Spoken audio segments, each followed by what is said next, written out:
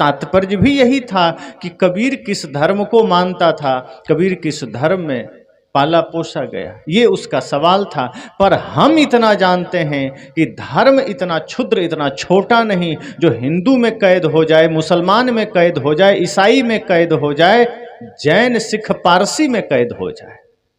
धर्म तो वो विराट स्वरूप है जो सूरज की भांति है। सूरज को कोई कैद कर पाएगा क्या? समाज में सूरज की पूजा होती है और बिहार में तो उगते सूरज और डूबते सूरज की पूजा होती है छठ पूजा में, आप सब भी नाम सुने होंगे। वहां सूर्योदय का भी लोग पूजा करते हैं और सूर्यास्त की भी करते हैं, लेकिन मुसलमान तो नहीं करते सूरज की पूजा, ईसाई भी नहीं करते। तो क्या आपको लगता है कि मुस्लिम देश में सूर्योदय होता नहीं होगा? तो क्या सूरज वहां दर्शन नहीं देते होंगे? क्या ईसाइयों के देश में सूर्योदय होना बंद हो गया होगा? वायु की पूजा हिंदू धर्म में है। पाकिस्तानियों को श्वास लेने में तकलीफ हो रही होगी क्योंकि वायु देवता तो हिंदुओं के हैं, वहां तो जाएंगे नहीं। लेकिन ये बात नहीं है। धर्म सूरज की भांति है जो कभी भेद नहीं करता।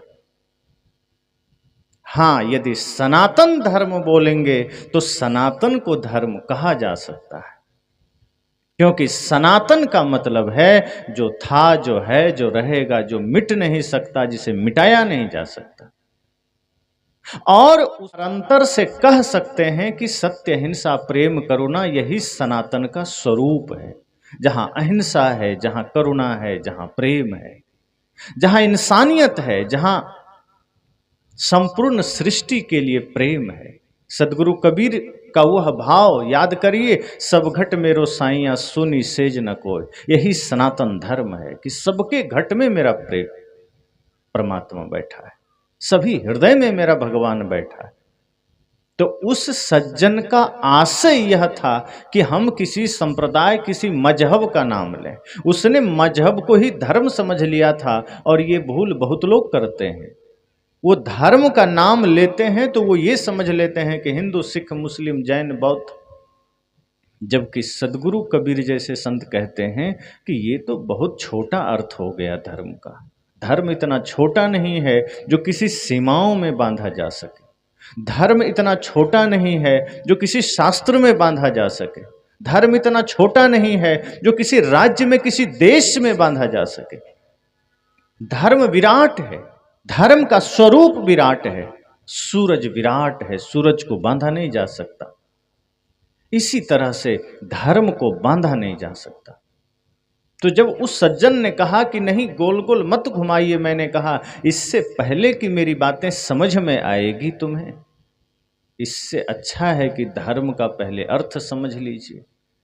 जब धर्म का अर्थ ही गलत समझ रहे हैं तो आपको तो लगेगा ही कि हम बात घुमा रहे हैं, क्योंकि जिस दिन धर्म का अर्थ समझ में आ गया उस दिन बात घूमी हुई नहीं लगेगी, बात सीधी लगेगी। और वैसे भी सदगुरु कबीर की बहुत बातें तो घूमी हुई लगती ही। सदगुरु कबीर उल्टी बातें करते थे, जगत के लोगों को उल्टी लगती थी, उसका अर्थ सीधा होता था। अब सदगुरु कबीर कहते हैं बरसे कंबल भींजे पानी। अब सोचिए किसी को कैसे पल्ले पड़ेगी। संसार में होता यह है कि पानी बरसता है, कंबल भीग जाए। सदगुरु कबीर कहते हैं नहीं, कंबल ही बरस रहा है, पानी भीग रहा है। और साधारण आदमी को तो लगता है ये सदगुरु कबीर भी मजाक कर रहे हैं, पर सदगुरु कबीर जिस गहराई की बात करते हैं वो संसार के लिए उल्टा ही लगता है। वो छोटी ही बात लगती है, लेकिन जब गहरे में उतरेंगे तो सदगुरु कबीर की हर बातों के पीछे एक बड़ा रहस्य है, एक बड़ा विशाल गहरा अर्थ है। और जब वे कहते हैं बरसे कंबल, तो कंबल का स्वभाव गर्म होता है। तो जब वो कंबल का नाम लेते हैं अर्थात वो किसी गर्म चीज की ओर इशारा कर रहे हैं कि ये काम, क्रोध, लोभ, मोह, ईर्ष्या, द्वेष की गर्मी बरस रही है। और जीव जो स्वभावतः शीतल है, जीव का स्वरूप जो मूल शीतल है, उस माया के संग में पड़कर जीव गर्म बन गया है, अन्यथा जीव का जो मूल स्वरूप है, स्वभाव है, वो शीतल है, ज्ञान है, सत्य है, अहिंसा है, प्रेम है, करुणा है। लेकिन माया के संग में वो गर्म हो गया, उष्ण हो गया, इसलिए ऐसा प्रतीत हो रहा है कि माया के साथ मिल करके वो भी वही हो गया जो उसे नहीं होना चाहिए। हर आदमी को अपने स्वरूप का आभास नहीं हो रहा, क्योंकि माया में पड़कर यही प्रतीत हो रहा है कि हम वही हैं जो जगत है, हम वही हैं जो ईर्ष्या, द्वेष, छल, कपट है। सदगुरु कहते हैं इसकी आग बरस रही है और जीव भीग रहा है। जैसे पानी का स्वभाव शीतल है, ठंडा है, आप उसे कितना भी गर्म कर दीजिए, उसकी शीतलता आप उससे छीन नहीं सकते। आप सब अनुभव करते होंगे, पानी कितना भी उबल जाए, कितना भी गर्म हो जाए, वो गर्म पानी भी अगर आग में डाल दिया जाए तो आग को बुझा देता है। गर्म पानी में भी सामर्थ्य है आग को बुझा देने का। अर्थात बाहर से तो ताप है उसमें, लेकिन मूल स्वभाव उसका ठंडा है, इसलिए आग को बुझा देता है। इसी तरह जीव का मूल स्वरूप ठंडा है।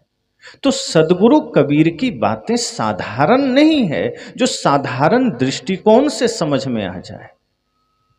तो उस पूछा कि कबीर का धर्म क्या है, उसका आशय यही था कि कबीर हिंदू थे कि मुसलमान थे, कबीर ईसाई थे या बौद्ध थे या जैन थे। लेकिन सदगुरु कबीर तो हिंदू, मुस्लिम, सिख, ईसाई की बात ही नहीं करते।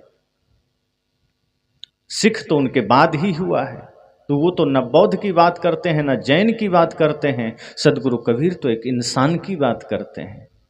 वे कहते हैं मैं जाति पाति से तो तुम्हें छुड़ाने आया हूं और तुम मुझे ही जातियों में बांट रहे हो।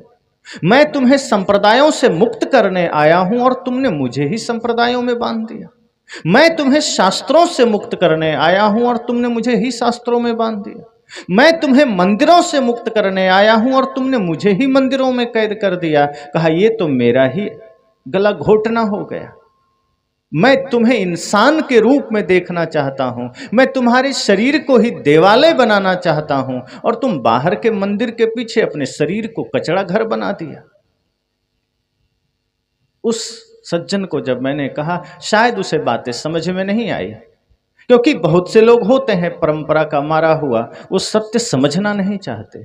जब मैंने उसे कहा इंसानियत से बड़ा कोई धर्म नहीं है, मानवता से बड़ा कोई धर्म नहीं है, बाकी तो सब संप्रदाय हैं, अलग अलग रास्ते हैं, वो शाश्वत नहीं है। जितने भी मतपंथ हैं वो शाश्वत नहीं है, किसी कालखंड में निर्मित हो जाते हैं। किसी महापुरुष के आगमन से कोई एक नया रास्ता जन्म ले लेता है, पर मूल तो सत्य है। मूल तो वह धर्म है जो कभी मिट नहीं सकता, जो कभी परिवर्तित नहीं हो सकता, और वही सत्य, अहिंसा, प्रेम, करुणा, भक्ति। अगर यह है तो समझिए आदमी के पास सब है। कोई कितना बड़ा भी कहे कि मैं बहुत बड़ा धार्मिक आदमी हूं, तो ऐसा कहने के लिए उसके पास क्या होना चाहिए? अगर कोई आदमी कह रहा है मैं बड़ा धार्मिक आदमी हूं, तो उसके पास धार्मिकता का कोई चिन्ह भी तो होना चाहिए। लेकिन आज का आदमी धार्मिकता का चिन्ह किसे मानता है? अगर माथे पर तिलक है, अगर गले में माला है, अगर वह मंदिर जाता है, अगर वह राम नाम जपता है, शिव का नाम जपता है, गुरु का नाम जपता है, तो उसे लगता है कि हाँ ये आदमी धार्मिक है। वह आदमी सांप्रदायिक हो सकता है चिन्ह होने से, माला होने से, लेकिन धार्मिक होने का प्रमाण तब मिलेगा जब उस व्यक्ति के भीतर भक्ति हो, प्रेम हो, सेवा का भाव हो, प्राणी मात्र के लिए हृदय में करुणा हो, शुद्ध वैष्णव जीवन हो, अपने हो या पराए सबके लिए हो न्याय। देखो कदम तुम्हारे हरगिज न डगमगाए।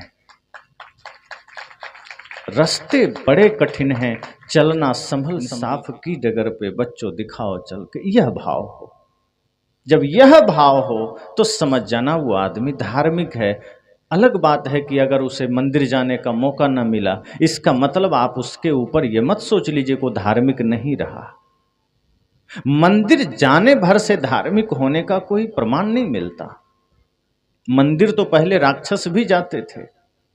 पूरा काल में आप सब सुनते हैं ना, रावण बहुत बड़ा पुजारी था, पूजा करता था, जन्म भी ब्राह्मण जाति में लिया था, लेकिन कर्म से राक्षस ही तो हुआ। कर्म आपका कैसा है यह तय करेगा आप धार्मिक हैं या अधार्मिक हैं। कर्म आपका तय करेगा। सदगुरु कबीर की वाणी याद करिए, अभी दशहरा बीता है। सदगुरु कबीर का वह वचन कि धर्म कथे जहाँ जीव वधे तहाँ अकर्म करे मेरे भाई, जो तोहरा को पंडित कहिए तो काको कहिए कसाई। वे कहते हैं जहाँ धर्म की कथा हो,